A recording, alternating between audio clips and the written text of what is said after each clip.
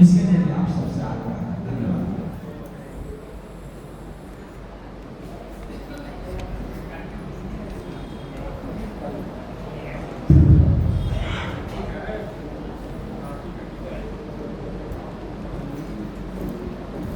गायत्री मंत्र जानते हैं सब लोग और जानते हैं और मेरे साथ बोलो गायत्री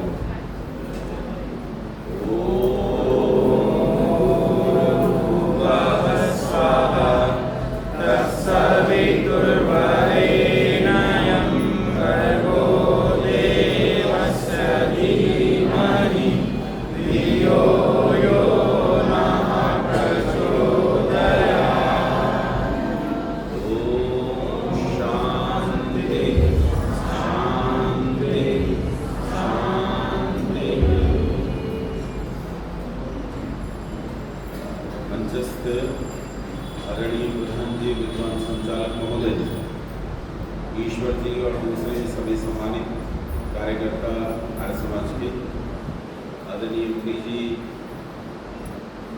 उत्साही युवक, पूज्य माताएं, बंधु और सभी बालक,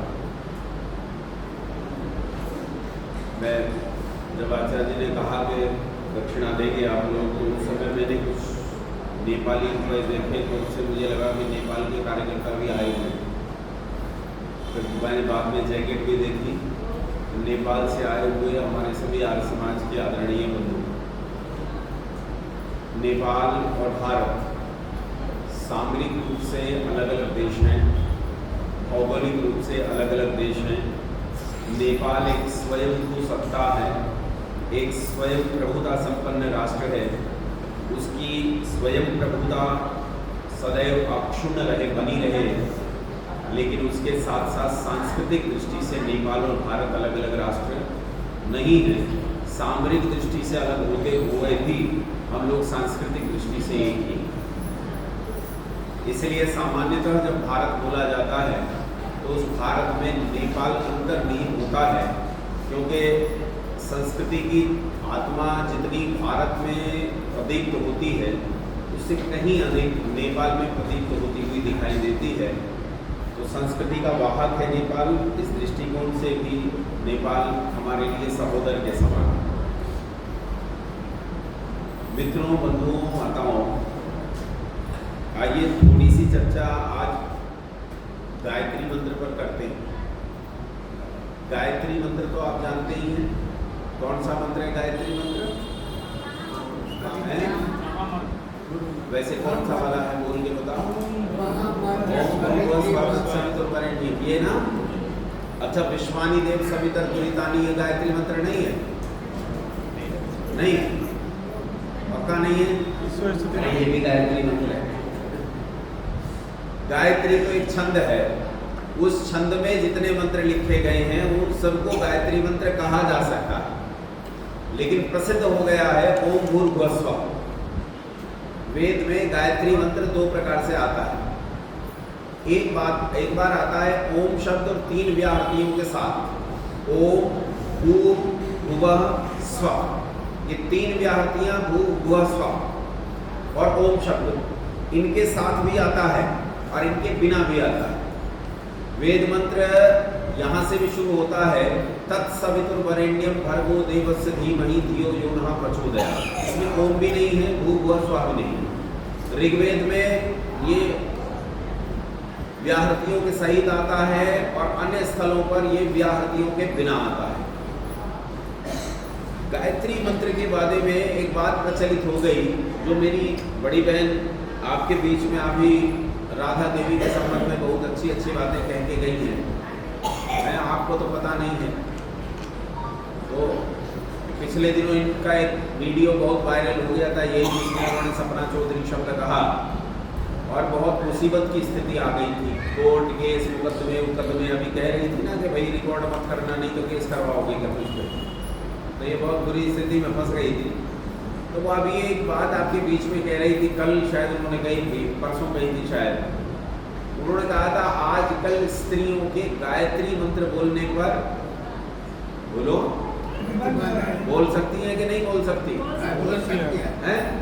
अरे तुम ही तो बोल सकती हो, सब स्त्रियां बोल सकती है कि गायत्री मंत्र।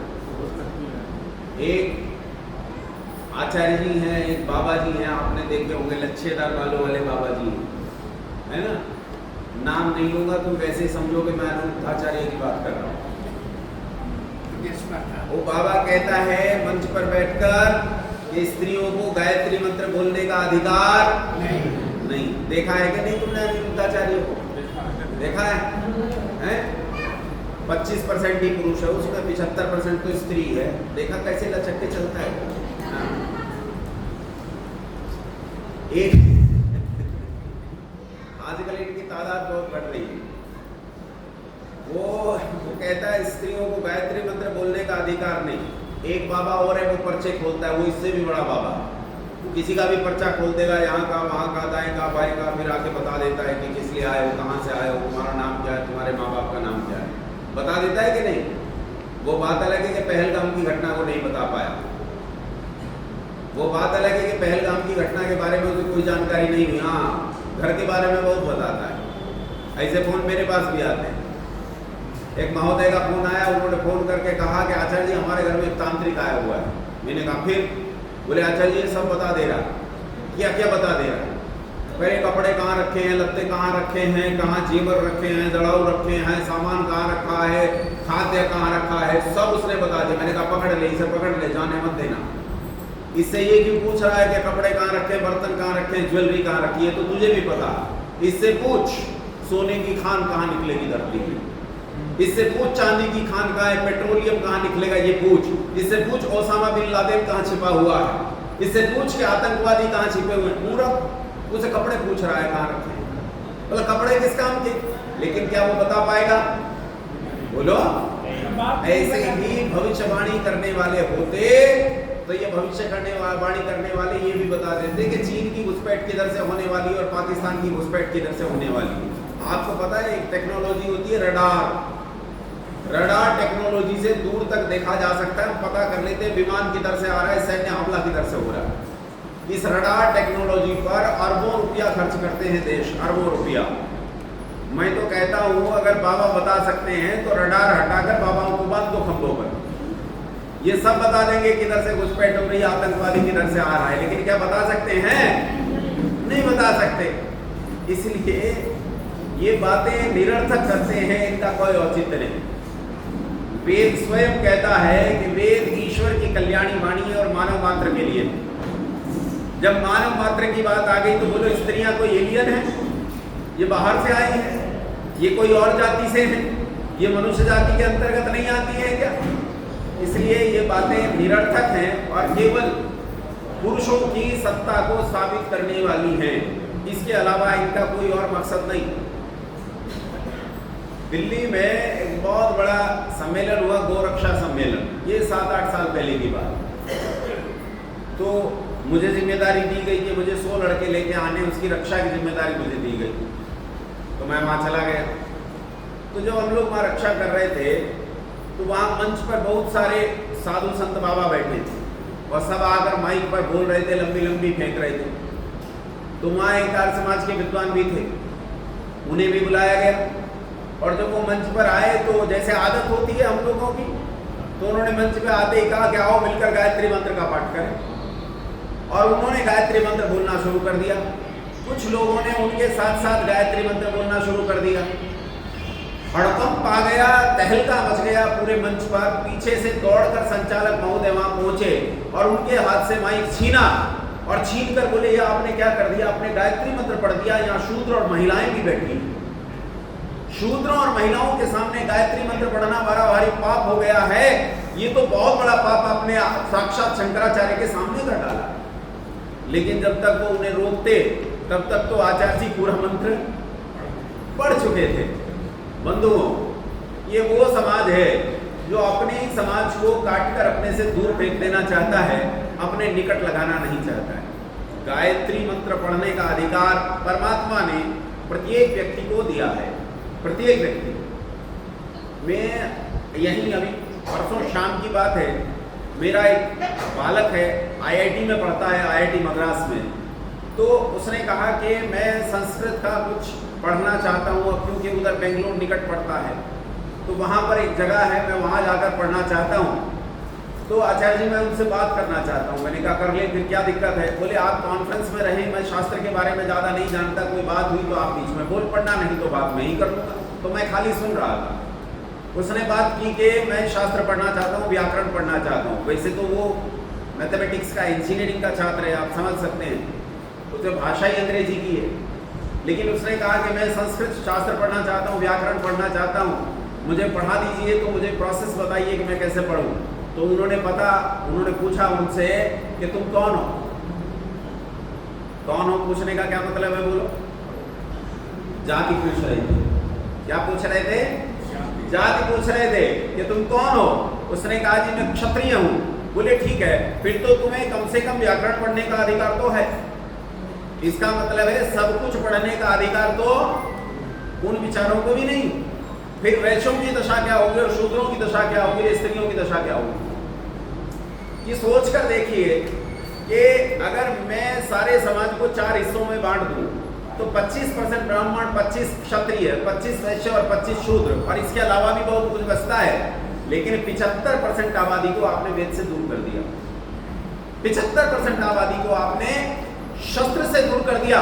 75% आबादी को आपने अपनी रक्षा और सुरक्षा, शिक्षा, इन सब से हटाकर एक तरफ कर दिया। आपका समाज सुरक्षित होगा क्या असुरक्षित?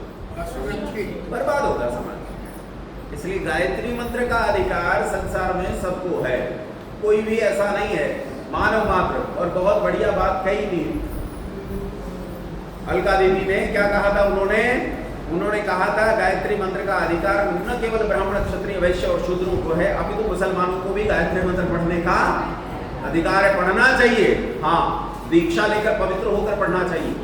बिना पवित्र हुए, बिना दीक्षा लिए पढ़ने का अधिकार नहीं होना चाहिए। वेद ऐसी छोटी वस्तु नहीं है कि यूं ही पढ़ा जाए। जब आप भी वेद मंत्र पढ़ते हो तो आप लोगों में भी एक कुरीति आ गई है। कई बार चप्पल पहने वेद मंत्र पढ़ते हो कि नहीं पढ़ते? इतना सम्मान होना चाहिए कि चप्पल को निकाल लो और तब वेद मंत्र पढ़ो।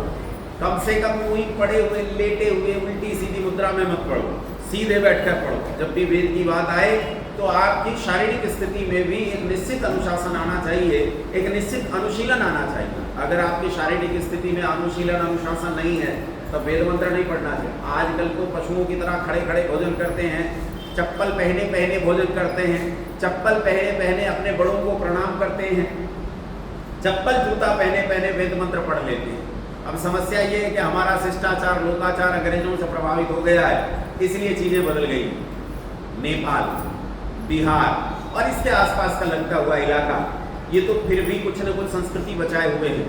कहीं कभी हमारे यहाँ आओ, दिल्ली और दिल्ली के आसपास का इलाका, पूरी संस्कृति नष्ट हुई पड़ी है। मैं ट्रेन में जा रहा था तो मुझे आगे निकलना था। मैंने कहा भाई साहब थोड़ा सा रास्ता देना। तो वो पलट कर अचानक आवाज आई, जैसे ही पलटे बोले मैं तुम्हें भाई साहब दिखता हूँ। अरे बाप रे, ये तो महिला है। अच्छा, इतने इतने से बाल कटाए हैं, कच्छा पहन रखा है, टी शर्ट पहन रखी है, मर्दाना चाल चलती है, तो पीछे से क्या लगेगा भाई? वो बता रही थी ना कि अभी पीछे से पहचान नहीं पाते थे कृष्ण कौन सा, प्रद्युम्न कौन सा। तो मैं भी नहीं पहचान पाया पीछे से भाई साहब है कि बहन जी है। और मैं बहुत डर गया कि ये क्या स्थिति है, महिला पीछे से पुरुष दिखाई देती है। मैं बड़ी सावधानी से आगे बढ़ा, सामने एक साड़ी पहने, मैंने कहा बहन जी थोड़ा सा रास्ता देना। और वो पलट कर बोला, इतनी लंबी दाढ़ी, बोला मैं तुझे बहन जी दिखता हूँ। अरे बाप रे भाई, दुनिया ही बदल गई है भाई साहब। आपको यकीन नहीं आ रहा होगा कि दाढ़ी पहन के, साड़ी पहन के घूमते हैं। दाढ़ी होती है दिल्ली में, साड़ी पहन के घूमते हैं, उनका कल्चर है। हम ऐसे ही हैं, पुरुष हैं, ऐसा ही रहता है वो। कमाल है। तुमने पुरुषों को स्त्रियों जैसे कपड़े पहने तो देखा होगा, वो जो क्या कहते हैं तुम्हारे यहाँ, हमारे यहाँ तो हिजड़े कहते हैं, आपके यहाँ यही कहते हैं। अच्छा, इनका नाम यूनिवर्सल है इसका मतलब। तो वो यहाँ पुरुष आपको स्त्रियों जैसे कपड़े पहन के पैसे मांगते मिल जाएंगे, लेकिन वहां तो पुरुष स्त्रियों के कपड़े ही नहीं, स्त्रियां पुरुषों के कपड़े पहन के घूमती मिल जाएंगी आपको। और बिल्कुल ऐसा मर्दाना चाल चलेगी, बोलेगी भी ऐसा ओए तोए करके, ऐसे भाषा में बात करे। दुनिया बदल गई भाई, संस्कृति बदल गई है, जमाना बदल गया। ऐसे जमाने में तुम थोड़े से लोग बचे हो जो संस्कृति के साथ जुड़े। और गायत्री मंत्र को थोड़ा सा समझने का प्रयास करते हैं। देखो गायत्री मंत्र में पहला ही शब्द जो आता है वो ओम शब्द है। क्या है? ओम शब्द है। नहीं नहीं, ओम है। बात क्या है, मुनि जी जो कह रहे हैं भू शब्द पहला है, ओम शब्द पहला। वेद मंत्रों में कहीं कहीं ओम शब्द विनियोग किया जाता है, मतलब है नहीं, विनियोग किया जाता है, विनियुक्त होता है। जैसे हम हर मंत्र में आहुति देते हुए उस मंत्र में क्या लगाते हैं? ओम और स्वाहा, ये लगाते हैं ना, ये विनियुक्त किया गया है। लेकिन गायत्री मंत्र में ओम मंत्र का भाग है, ठीक है। तो पहला शब्द क्या हुआ? ओम। ओम शब्द का अर्थ होता है सर्वरक्षक। क्या अर्थ होता है बोलो? आप विचार करो, किसके बारे में कह रहे हैं? सर्वरक्षक कौन है? पढ़ो। परमपिता परमात्मा। अच्छा, परमपिता परमात्मा सर्वरक्षक है, मानते हो? तो पहलगाम में उन 26 लोगों की रक्षा क्यों नहीं की? अगर परमात्मा सर्वरक्षक है तो पहलगाम में जिन 26 लोगों की कनपटी पर गन चढ़ाकर उन्हें मार दिया गया पाकिस्तान के आतंकवादियों के द्वारा, उनकी रक्षा परमात्मा ने क्यों नहीं की? अगर परमात्मा सर्वरक्षक है तो सज्जन लोग, बदमाश लोगों के द्वारा क्यों मार दिए जाते हैं?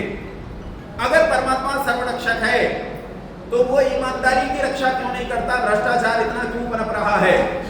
अगर परमात्मा सर्वरक्षक है तो समाज में फैले हुए भ्रष्टाचार को नष्ट क्यों नहीं करता? इससे संसार की हानि हो रही है। हाँ के ना, बात समझ में आ रही है कि नहीं? मैं कहा था मनुष्य किसे कहते हैं? जिसके पास प्रश्न हो, जिसके पास क्या हो? पहले प्रश्न खड़ा करो। परमात्मा सर्वरक्षक है तो कैसे?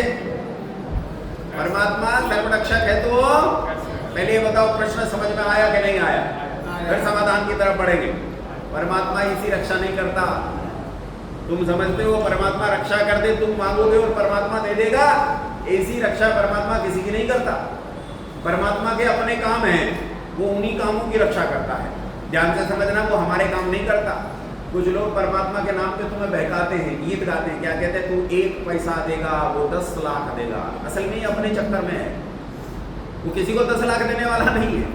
उसका पैसे धेले का व्यापारी नहीं है। परमात्मा का पैसे धेले से कोई लेना देना। परमात्मा मेरी लाटरी लगवा दे, परमात्मा पड़ोसी का मकान मेरे कब्जे में आ जाए, परमात्मा इसका नाश हो जाए, इसकी जमीन मुझे मिल जाए, ये सब कामों में भगवान नहीं पड़ता है, तो उसका इन चीजों से लेना देना नहीं है। तो पहले परमात्मा के काम ढूंढो क्या क्या है, फिर देखते हैं परमात्मा रक्षा क्या करता है। अच्छा ये बताओ, परमात्मा किसी की रोटी बनाता है? मुट्ठी हिलाओ हाँ में या ना में? नहीं। बनाता है? नहीं। किसी का खेत जोतता है, किसी की दुकान चलाता है, किसी के रास्ते की रक्षा करता है। हमारे यहाँ पिछले दिनों नेपाल में एक बड़ा उपद्रव हो गया, उसमें कुछ अच्छा भी हुआ होगा और कुछ बुरा भी हुआ होगा। वहाँ कितने लोग हताहत हो गए, कितनों को चोट लगी, कितनी संपत्ति नष्ट हो गई। इस सब में परमात्मा लिप्त होते देखा है कभी? नहीं होता। परमात्मा के 6 काम हैं। कितने काम हैं? पहला काम, परमात्मा सृष्टि के लिए नियम तय करता है। परमात्मा सृष्टि के लिए बोलो नियम क्या करता है? तय, बनाता नहीं। हरि अनंत, हरि कथा अनंत, ईश्वर अनंत है, उसका ज्ञान भी अनंत है, उसके नियम हमेशा से हैं, शाश्वत हैं, नित्य हैं, सनातन है। उसके नियम बनते और नष्ट नहीं होते, उसके नियम तो हमेशा से हैं। इसीलिए परमात्मा पहले नियम तय करता है संसार के लिए। तय करने का मतलब क्या है? परमात्मा का ज्ञान तो अनंत है, उसमें से 4 मुट्ठी ज्ञान निकालकर 4 वेद दे दिए, कहा जा बेटा तेरे लिए इतना ही बहुत है, इतने में खुशी रहे, इतने में प्रसन्न रहे। तो परमात्मा पहले संसार के नियम तय करता है। दूसरा, इन्हीं नियमों की अनुकूलता से वो संसार को उत्पन्न करता है। क्या करता है? संसार को। तीसरा, इन्हीं नियमों के माध्यम से वो संसार का पालन करता है।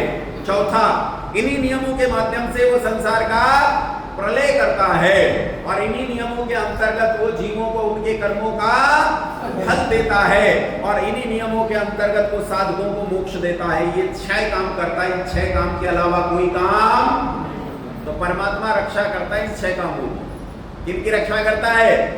परमात्मा संसार की रचना की रक्षा करता है, संसार की उत्पत्ति की रक्षा करता है, पालन की रक्षा करता है, प्रलय की रक्षा करता है। इनमें बिगाड़ नहीं आता है। तुमने देखा होगा टीवी वालों को जब कोई काम नहीं होता, न्यूज वालों को, तो वो क्या करते हैं? अब काम तो कुछ है नहीं, दुनिया में कोई विलक्षण काम नहीं हो रहा, तो वो झूठी खबरें बनाते हैं। खत्म हो जाएगी दुनिया 2032 में, आ रहा है माया कैलेंडर, मिट जाएंगे सारे देश, ऐसी छोटी बातें आती हैं। अच्छा, कभी खत्म हुआ? एक हमारे यहाँ सफेद साड़ी वाली बहन जी घूमती है, ठीक है, नाम नहीं लूंगा मैं, ब्रह्म कुमारी का। हाँ, सफेद साड़ी वाली बहन जी घूमती हैं। वो बहुत साल पहले एक बार मुझे मिली थी एक बहन जी, तो कह रही थी 5 साल, वो कितने में, 2010 में दुनिया खत्म हो जाएगी। 2010 खत्म हो गया, मुझे मिल गई बहन जी। मैंने कहा बहन जी तुम्हारा वो दुनिया का क्या रहा? बोले वो टाइम थोड़ा बढ़ गया है। अब ये क्या है, ये बनाते रहो। दुनिया 4 अरब 32 करोड़ साल तक चलने वाली है, और इसकी रक्षा का जिम्मा किसका है? परमात्मा का। तुम कितने ही परमाणु बम बना लो, ये दुनिया चलेगी। हाँ, इसमें अच्छे और बुरे लोगों का घनत्व बढ़ेगा।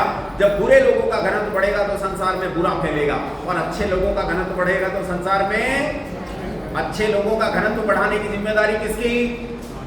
बोलो, आवाज नहीं आ रही। पुलिस को फोन करूंगा, नहीं बोलो। अच्छे लोगों का घनत्व जिम्मेदारी किसकी? आर्य समाजियों।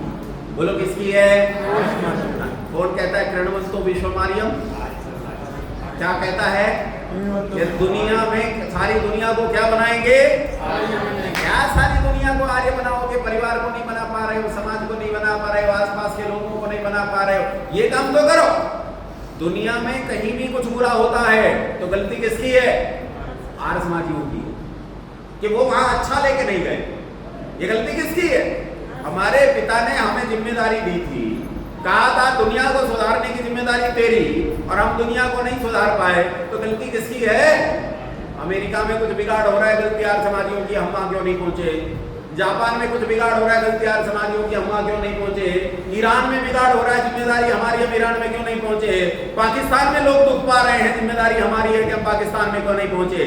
नेपाल को सहयोग की जरूरत पड़ी, हम नहीं पहुंचे, ये जिम्मेदारी आर्य समाज की। नेपाल के आर्य समाजियों की सबसे ज्यादा गलती, सबसे ज्यादा किनकी है? नेपाल में अगर नुकसान हुआ तो सबसे ज्यादा गलती किसकी? नेपाल के आर्य समाजियों की। ये तो वहीं थे, कर नहीं पाए। पूरा नेपाल इनके पास क्यों नहीं है?